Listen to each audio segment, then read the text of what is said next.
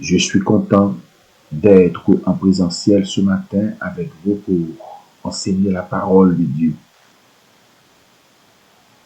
Vous savez que le prédicateur de la parole de Dieu est celui qui préconise l'évangile.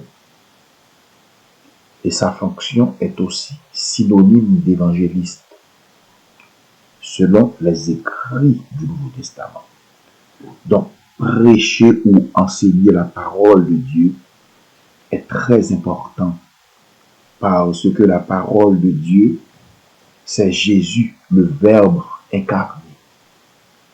Car la Bible dit au commencement était la parole, et la parole était avec Dieu, et la parole était Dieu. Tout a été fait par elle, et rien de ce qui a été fait n'a été fait sans elle. Alors, être prédicateur de la parole de Dieu est tout carrément un privilège. Ce matin, je suis heureux de vous retrouver pour cette nouvelle réflexion qui a été déjà faite sur la ligne, encore sur la réclamation de pasteur Emmanuel Laurent. Je vais la refaire afin que toute l'Église soit tirée davantage. Sans plus tarder, je demande à notre sœur Mimose Desbauchamps-Faustin de bien vouloir monter et lire pour l'Assemblée dans Matthieu chapitre 2, à partir du verset 2 jusqu'au verset 5.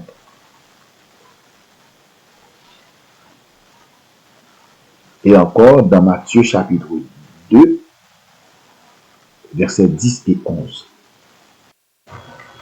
Matthieu chapitre 2, à partir du verset 1 dit: Voici des mages d'Orient arrivèrent à Jérusalem et dirent: Où est le roi des Juifs qui vient de nous? Car nous avons vu son étoile en Orient et nous sommes venus pour l'adorer. Le roi Hérode, ayant appris cela, fut troublé et tout Jérusalem avec lui. Il annonça tous les principaux sacrificateurs et les scribes du peuple, et il s'informa auprès d'eux où devait naître le Christ. Il lui dit: À Bethléem en Judée, car voici ce qui a été écrit par le prophète. Et toi, Bethléem, terre de Juda, tu n'es certes pas la moindre entre les principales villes de Juda, car de toi sortira un chef qui pèsera Israël mon peuple. Alors Hérode fit appeler en secret les mages et s'enquit soigneusement auprès d'eux depuis combien de temps l'étoile brillait. Au verset 10. Quand ils aperçurent l'étoile, ils furent saisis d'une très grande joie. Ils entrèrent dans la maison, virent le petit enfant avec Marie, sa mère, se prosternèrent et l'adorèrent. Ils ouvrirent ensuite leur trésor et lui offrirent en présent de l'or, de l'encens et de la myrrhe. Parole du Seigneur. Et le titre de notre conférence est « Brûler de l'encens pour prier et adorer Dieu a-t-il encore sa place dans la nouvelle alliance avec Jésus-Christ ?»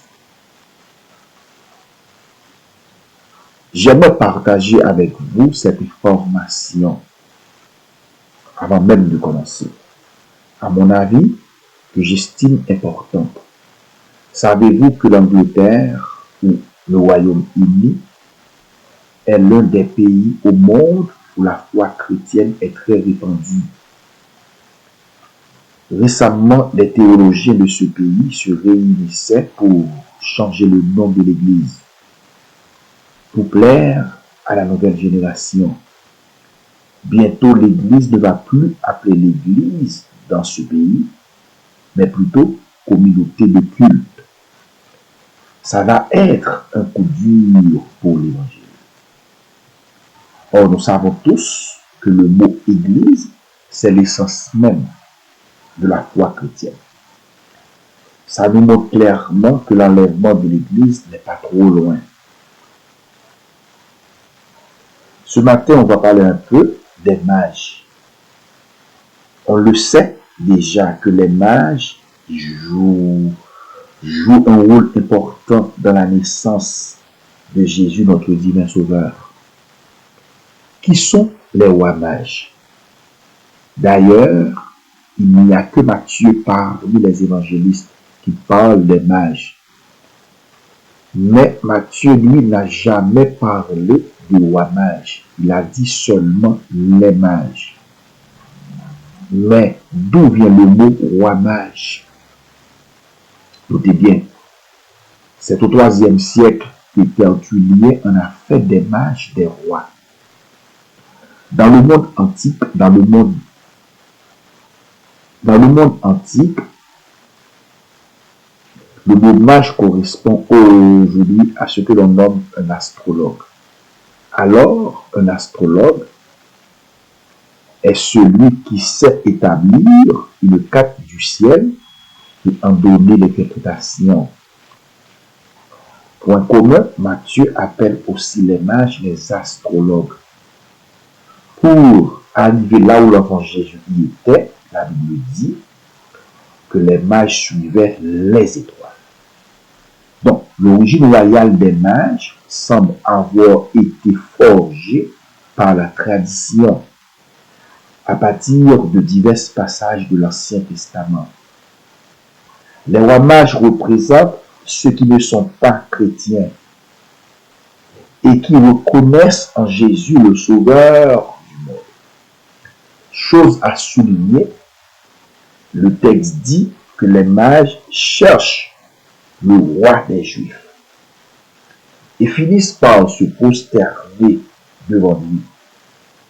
Toujours d'après la tradition, on identifie les mages par leur nom et leur terre d'origine, sans compter leurs caractéristiques physiques. Le premier, c'est Melchior, qui était une personne âgée avec une barbe blanche qui symbolise l'Europe, qui considère comme le continent ancien. Le deuxième, c'est Gaspard. Lui était très jeune. Il symbolise le continent asiatique. Le troisième, Balthazar, représente le continent africain. C'est la tradition qui donne au mage une signification et ses caractéristiques. Mais que dit la Bible concernant les mages? Eh bien, dans la Bible, les mages ne sont pas décrits comme des rois. Et leur nom n'est pas précisé. Selon la Bible, ce sont plutôt des hommes sages venant de l'Est. La seule hypothèse avancée par la Bible est qu'ils sont venus de l'Orient ancien et sont arrivés à Bethléem pour adorer l'enfant Jésus qui vient de naître. Ensuite, ils s'ouvrent leur trésor et ils offrirent de l'or, de l'encens et de la myrrhe. Leurs cadeaux sont peut-être une allusion du prophète Ésaïe qui dit « Des nations rendant un tribut à Jérusalem. Jérusalem, tu seras couvert d'une foule de chameaux dromadaires, de Madian et d'Épha. Ils viendront tous de Séba et ils porteront de l'or et de l'encens et publieront les louanges de l'Éternel. » Matthieu, chapitre 2, verset 11. Et Ésaïe 60, le verset 6. Le roi Hérode était au courant de la naissance du nouveau roi et chercha jalousement le bébé pour le tuer. Les mages s'arrêtèrent au palais d'Hérode alors qu'il se rendait à Bethléem. Roi Hérode leur demanda de lui faire savoir où se trouvait ce nouveau-né, afin qu'il puisse lui aussi lui rendre hommage. Mais les mages avaient été avertis dans un rêve de ne pas retourner voir Hérode et de prendre un autre chemin pour retourner chez eux. Après, la Bible n'a jamais parlé des mages. Melchior offrait de l'or en hommage à la royauté du Christ. Gaspard de l'encens en hommage à la divinité de Christ. Balthazar de la myrrhe servant à embaumer le corps de Jésus et annoncer sa mort pour la rédemption de l'humanité. De l'or, parce que Jésus-Christ est le roi des rois. L'or est le métal des rois. De l'encens, parce que Jésus-Christ est le grand Dieu tout-puissant. L'encens, offrande offerte au Dieu. De la myrrhe, parce que Jésus est aussi un homme, une personne. Donc la myrrhe annonce les souffrances futures et la mort de Jésus-Christ. Première réflexion. C'est vrai que la Bible ne dit pas le nom des mages, mais nous savons tous que l'enfant Jésus avait reçu 3 cadeaux. De l'or, de l'encens et de la myrrhe. Or, chaque mage avait apporté un cadeau. Donc, en toute logique, on peut conclure qu'il y avait effectivement 3 mages, comme dit la tradition. Deuxième réflexion. Plus tard, au IIIe siècle, après Jésus-Christ, les mages furent établis comme des rois. Pourquoi? Eh bien, c'est parce que à cette époque-là, aucune personne ordinaire ne pouvait offrir des cadeaux aussi coûteux, des cadeaux aussi dispendieux, si ce n'est que des rois. Donc, l'origine royale des mages est venue à partir de cette réflexion. Donc, sans grand débat, on est tous tombés d'accord qu'il y avait 3 mages. Tout ça me laisse à comprendre, tout ça me laisse présager en ce qui a trait à la naissance de Jésus-Christ, notre divin sauveur. Rien n'a été fait au hasard. Tout a été planifié d'avance. Tout a été fait sur mesure. Il y avait 3 mages. Or, dans la foi chrétienne, le chiffre 3 symbolise la plénitude. Dans la foi chrétienne, le chiffre 3 symbolise la totalité. Dans la foi chrétienne, le chiffre 3 symbolise l'ensemble des peuples de toute la terre. Dans la foi chrétienne, le chiffre 3 décrit également les 3 temps, présent, passé, futur.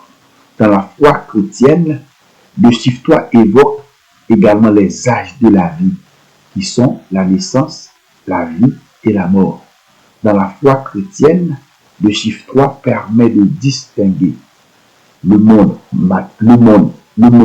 matériel, le monde spirituel et le monde divin, en rassemblant le corps, l'âme et l'esprit. Dans la foi chrétienne, le chiffre 3 fait référence aussi au Dieu 3 fois saint et remémore le Dieu trinitaire qui sont Père, Fils et Saint-Esprit. Donc, vous voyez que rien n'a été fait au hasard, tout a été fait sur mesure. Maintenant, l'importance de l'encens. Dans l'ancienne alliance, dans l'ancienne et la nouvelle alliance, spécificité de l'encens. Il y a de l'encens étranger, il y a de l'encens composé. L'encens qu'on donnait à l'Éternel dans l'ancienne alliance, c'était de l'encens composé.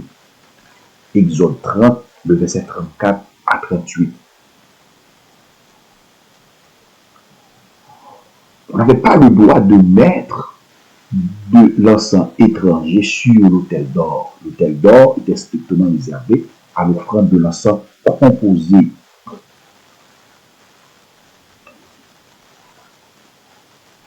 Cet encens est décrit par Dieu lui-même. Dans l'encens composé, il y avait 4 ingrédients odoriférants.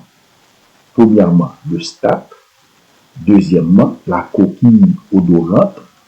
Troisièmement, le galbanum. Quatrièmement, l'encens pur.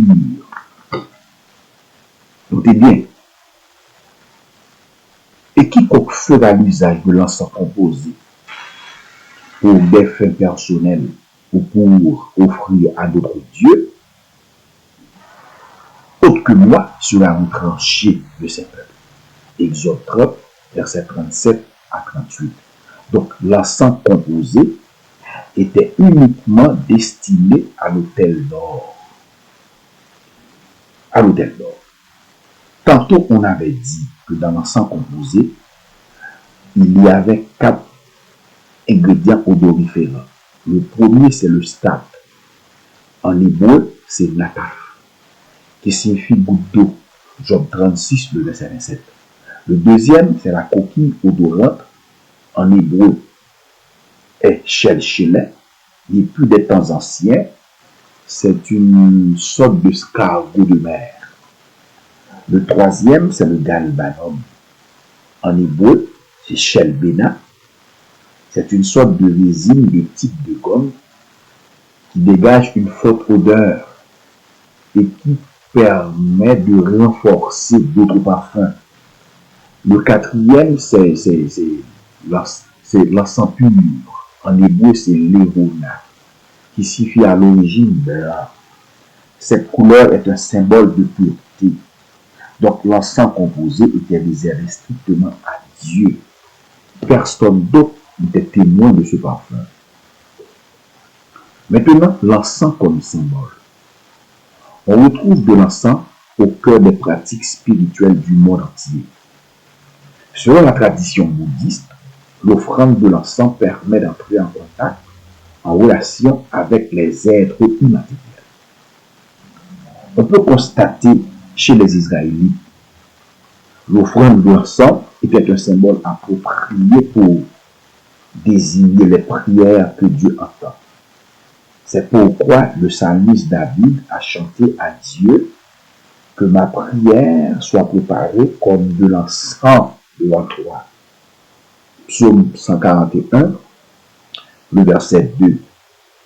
Même chez les païens, chez ceux qui ne pratiquent aucune religion, certains font brûler de l'encens pour accompagner leur méditation dans le but d'atteindre des énergies au-delà du monde physique, pour trouver des solutions aux problèmes de la vie et aussi pour rentrer en contact avec des êtres surnaturels.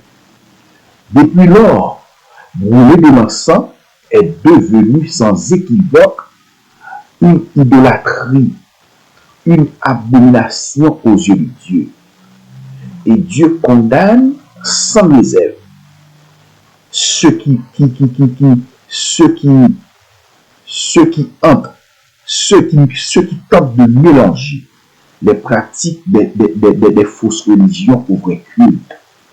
L'apôtre Paul a même demandé de sortir du milieu d'eux, de Corinthiens 10, le verset 29. Dans beaucoup de religions aujourd'hui, dans l'Église catholique et même dans certaines églises prétendues, des églises évangéliques brûlent de l'encens. Maintenant, que dit la Bible par rapport à ce sujet?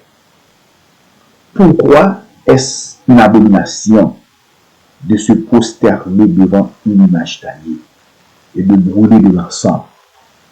D'abord, pour commencer, c'est quoi une abomination selon la Bible? Eh bien, selon Matthieu 24, verset 15, l'abomination désignant les plus grands excès du péché et du crime. En un mot, les grands désordres. Par exemple, saint Thomas d'Aquin, l'une des figures emblématiques de l'Église catholique, enseigna qu'une image peut recevoir le même culte que ce qu'elle représente. C'est-à-dire que l'image de Christ peut recevoir le même culte et la même adoration que Christ lui-même. Un autre du nom de Robert Bellarmine, un autre grand dignitaire de l'Église catholique, dit que l'image de Christ et des saints doivent être adorées non seulement de manière figurative, mais aussi absolument positive, de sorte que les prières sont adressées directement à elle. Bonaventure lui-même affirme: puisque toute la vénération témoignée à l'image de Christ l'est au Christ lui-même, par conséquent, l'image du Christ peut donc à juste titre recevoir des prières. C'est ce qu'on appelle les grands désordres, ou encore le plus grand excès du péché et du crime. Ce qu'on venait de dire concernant saint Thomas d'Aquin, Bellarmine et Robert Bellarmine et Bonaventure, qui encouragent, qui poussent les gens à adorer, offrir des cultes et des prières à des images taillées. On appelle ça encore l'idolâtrie à grande échelle. Or, l'idolâtrie est un outrage à Dieu. Ce grand Dieu tout-puissant interdit de faire des représentations qui servaient à un culte ou à la prière. Exode 20, le verset 4 et 5. L'idolâtrie est un péché qui enflamme, qui imite, qui agit le Dieu créateur. Lévitique 20, le verset 6 dit: si quelqu'un s'adresse aux morts et aux esprits pour se prostituer après eux, je tournerai ma face contre cet homme. Je le retrancherai du milieu de son peuple. La Bible ne peut pas être plus claire que ça. Exode 20, verset 2 à 5, nous met en garde contre les dieux étrangers et de l'apôtre Paul exhorta les chrétiens en leur disant: fuyez l'idolâtrie. Maintenant, la nouvelle alliance. Hébreux chapitre 8, le verset 8. Hébreux chapitre 9, le verset 4. Dieu a promis une nouvelle alliance. Et Jésus-Christ est le grand prêtre, le grand sacrificateur de cette alliance. Alors, brûlez de l'encens dans le but de faire monter nos prières, nos louanges et notre adoration dans la nouvelle alliance avec Jésus-Christ. Toutes ces choses-là sont considérées comme une abomination. Les premiers chrétiens, d'une façon ou d'une autre, ont condamné sans réserve tout culte païen, des images taillées, des diverses coutumes, y compris l'utilisation de l'encens. Notez bien, l'utilisation de l'encens a laissé un mauvais souvenir, un goût amer aux premiers chrétiens, parce que les persécutions de Néron commencèrent sous prétexte que les chrétiens refusèrent de brûler de l'encens en l'honneur des idoles et des empereurs divinisés. Néron est considéré comme le plus grand criminel de tous les temps que l'humanité n'ait jamais connu. Il est qualifié de psychopathe. Il était devenu empereur de Rome à seulement 17 ans. Un homme qui assassina sa propre mère, Agrippine, avec un coup de pied dans le ventre. Détruisit la ville de Rome par le feu. Il a torturé les chrétiens, les jeté au lion, et les font mourir par milliers. Néron, le 5e empereur romain, était un monstre au sang-froid qui assassina tous les membres de sa famille. Imaginez-vous, Néron jouait de la musique pendant que la ville de Rome brûlait sous ses yeux. Ensuite, accusa les chrétiens d'avoir provoqué l'incendie. Ça a été fait le 19 juin l'an 64 après Jésus-Christ. Donc les premiers chrétiens au péril de leur vie refusèrent de brûler de l'encens en l'honneur des idoles et des empereurs divinisés. Exemple, l'empereur Auguste, Romain Auguste, était considéré par les Égyptiens comme l'équivalent des pharaons de l'Égypte antique, qui étaient vénérés comme des dieux. À partir, tout ça avait commencé à partir de l'empereur Caligula, en l'an 37 à l'an 41 après Jésus-Christ. Et tous les empereurs romains qui étaient venus après lui, c'est-à-dire de l'an 41 à l'an 96, tentaient de leur vivant de se faire reconnaître comme des divinités. Tous les empereurs de l'année de l'an 41 à l'an 96, excuse-moi, se plaçaient sous les auspices de Dieu. Notez bien, Néron, sur sa pièce de monnaie, se faisait appeler Néron le sauveur du monde.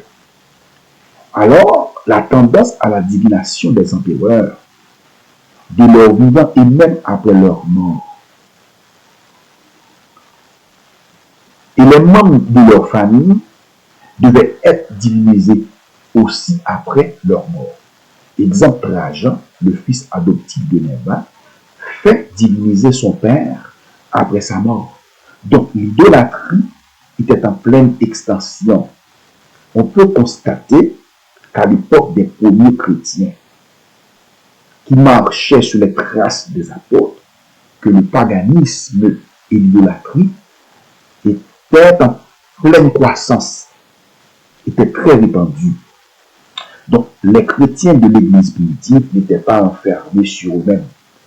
Ils passaient du temps dans la prière et formaient une véritable communauté qui partageait les mêmes valeurs. Ils priaient et adoraient régulièrement ensemble. C'étaient les caractéristiques de l'Église primitive. Notez bien, on ne trouve aucune trace d'utilisation de l'encens chez les premiers chrétiens. Le sujet qu'on est en train de développer est: l'encens a-t-il encore sa place dans la nouvelle alliance avec Jésus-Christ? Dans le monde occulte, dans le monde païen, l'encens occupait une grande place, une place importante dans les cultes et même chez les Israélites. Les faux dieux aimaient beaucoup les parfums. Alors, les adeptes des faux dieux brûlaient de l'encens tous les jours dans leur temple. C'était très populaire parmi les Égyptiens et d'autres peuples qui avaient des coutumes semblables. Chez les Israélites de l'Antiquité, l'encens occupait une place prépondérante parmi les tâches que les prêtres accomplissaient au tabernacle. En effet, l'encens était considéré comme un acte d'adoration ou encore comme une offrande sacrée parmi les Hébreux. Par conséquent, dans l'Ancien Testament, brûler de l'encens dans le tabernacle était exclusivement réservé au culte de Dieu. Au culte de Dieu. Le Nouveau Testament a également mentionné un sacrificateur ayant fait fumer de l'encens sur l'autel d'or dans le temple à Jérusalem. Luc chapitre 1er, verset 9 à 11. Il s'agissait ici de Zacharie, le père de Jean-Baptiste. La différence entre l'Ancien Testament et le Nouveau Testament: dans l'Ancienne Alliance, seulement un petit groupe de sacrificateurs du peuple d'Israël exerçait le service divin, alors que au temps du Nouveau Testament, sous la Nouvelle Alliance, tous les croyants ensemble constituent une sainte sacrificature. 1 Pierre 2, verset 5. Maintenant, brûler de l'encens a été annulé lorsque Jésus-Christ a inauguré la Nouvelle Alliance. Colossiens 2, le verset 14. Donc, l'utilisation des images de l'encens est un dégoût pour Dieu. Cette pratique n'est pas en harmonie avec la volonté de Dieu. Dans la Nouvelle Alliance, on ne trouve aucune trace de cette pratique chez les premiers chrétiens. Dans la Nouvelle Alliance avec Jésus-Christ, on n'a pas besoin de faire brûler de l'encens pour que nos prières, nos louanges, notre adoration soient acceptées. La Bible dit que le vrai adorateur adore Dieu en esprit et en vérité. Comme Jésus avait répondu à la femme samaritaine, plus besoin d'aller sur les montagnes à Jérusalem pour prier, adorer Dieu. Dans la Nouvelle Alliance avec Jésus-Christ, on n'a pas besoin de sacrificateurs pour nous représenter devant Dieu, parce que dans cette Nouvelle Alliance, Jésus-Christ est notre avocat auprès du Père. 1 Jean 2, verset 1er. Jésus-Christ est notre grand prêtre. Jésus-Christ est notre grand sacrificateur. Hébreux 7, verset 11. Donc Jésus a mis fin à toute cette pratique. Il y a un pasteur qui vit aux États-Unis, qui fait même la promotion pour l'encens. Il dit à ses fidèles, si vous saviez le pouvoir de l'encens, eh bien, vous l'utiliseriez à chaque jour dans vos prières. Je ne connais pas ce pasteur physiquement, mais ce qu'il a dit ne m'étonne pas, parce que j'ai déjà discuté avec lui au sujet de la Bible par téléphone.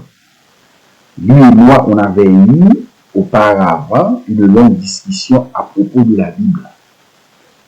Parce que deux de ses fidèles m'ont appris un jour, dans une étude biblique à l'église, il disait que Jésus n'est pas ressuscité physiquement, mais c'est son esprit qui est ressuscité.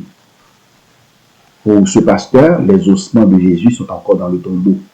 C'était l'objet de notre discussion. Pour être franc avec vous, c'est quand même quelqu'un qui a quand même une personne qui a une grande capacité de réflexion, mais dans le mauvais sens. On m'a appris qu'il enseigne le grec à l'université pour les étudiants à l'école biblique. En tout cas. Bref, je lui ai dit, pasteur, vous venez de dire que Jésus n'est pas ressuscité physiquement. C'est son esprit qui est ressuscité. Mais que faites-vous de Luc 24, le verset 39, où Jésus dit à ses disciples, saignez-moi, touchez-moi, et voyez, car un fantôme n'a ni chair ni os, comme vous le voyez que j'ai. Pasteur, que faites-vous aussi de Jean 20, le verset 27, pour citer que ça, où Jésus, dans le cas de Thomas, aussi dit à Thomas, avance ici ton doigt, et regarde mes mains, avance aussi ta main, mais là dans mon côté. Thomas, ne soyez pas incrédule, mais crois. Mais pasteur, que faites-vous de tous ces versets-là? Je lui ai mis dans un étau. Je lui ai coincé tellement, il ne pouvait pas s'en sortir. Finalement, il a dit, Mathias, ça c'est votre interprétation. J'ai dit, non, pasteur, ce n'est pas mon interprétation. Parce que dans ces versets, il n'y a pas d'image. Dans ces versets, il n'y a pas d'allégorie. Dans ces versets, il n'y a pas de métaphore, pasteur. Ces versets s'interprètent eux-mêmes. Ce même pasteur dit encore,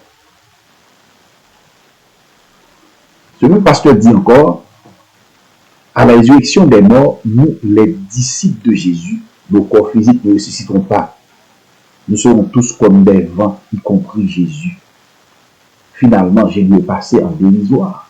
J'ai dit, pasteur, donc il y aura tellement de vent, le royaume de Jésus va être un royaume de tempête. Un tornado passe, un cyclone, un ouragan. Méfiez-vous de ces prédicateurs et de leur enseignement. Notez bien, tout ce qui brille n'est pas de l'or.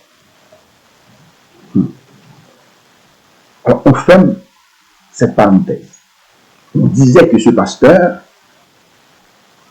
est en train de publiciser le pouvoir de l'encens. Malheureusement, il n'est pas le seul à en parler. Il y en a d'autres aussi qui promotent le pouvoir de l'encens. Ils disent que l'encens favorise la vie spirituelle par ses vertus. Son parfum interpelle l'âme et incite l'homme à se dépasser. L'encens est réputé pour ses propriétés d'élévation énergétique. Mais tous ceux et celles qui brûlent de l'encens pour dissiper la négativité, la spiritualité, pour se protéger contre le mal, l'exorcisme, vivent dans la noirceur. Et vous pouvez le constater de par vous-même. Ceux qui ont l'habitude d'aller au marché aux puces, dans des magasins sur la rue Saint-Hubert, il y a un panoplie de boutiques qui brûlent de l'encens au quotidien pour protéger leurs espaces ou encore communiquer avec leurs anges gardiens. Pour eux, l'encens peut attirer de la chance et renforcer la motivation. Il y a plusieurs types de l'encens et chaque encens possède une vertu spéciale. Il y a de l'encens absinthe, il y a de l'encens amande, il y a de l'encens ambreux, il y a de l'encens ambreux gris, il y a de l'encens basilic, il y a de l'encens bergamote, il y a de l'encens bois de cèdre, il y a de l'encens benjoin. Exemple, l'encens benjoin est utilisé pour communiquer avec certains anges, etc. Donc, peu importe le nom qu'on lui donne, depuis après la mort et la résurrection de Jésus à la croix, brûler de l'encens pour attirer la faveur divine, la faveur de Dieu, a été annulé. Il n'y avait plus d'actualité. Colossiens 2, le verset 14. Donc, tous ceux qui sont rachetés par le sang de Jésus-Christ sont des sacrificateurs pour Dieu. Apocalypse, chapitre 1er, le verset 6. Alors, tous les enfants de Dieu sont rendus capables d'entrer par l'Esprit dans la présence divine, dans la présence directe de Dieu, en lui offrant un encens spirituel entouré de la bonne odeur de Jésus-Christ. Le prophète Ésaïe exhorte à se libérer de l'influence impure de la fausse religion. Ésaïe 52, verset 11. Donc, les vrais chrétiens doivent éviter soigneusement tout ce qui est lié au faux culte ou à l'occultisme. Jean 4, verset 24. Parce que dans la nouvelle alliance avec Jésus-Christ, Jésus est à la fois l'autel, le grand prêtre et l'encens. Et tous les fidèles sont des sacrificateurs par le sang de Jésus. Grâce à ce grand sacrifice, vous et moi, nous avons la pleine liberté pour entrer par l'Esprit dans le sanctuaire. Hébreux 6, le verset 19. Grâce à la croix, le chemin dans le lieu très saint a été ouvert pour tous ceux qui sont en Jésus-Christ. Parce que nos cœurs sont purifiés par le sang de Jésus-Christ. Hébreux 10, le verset 19.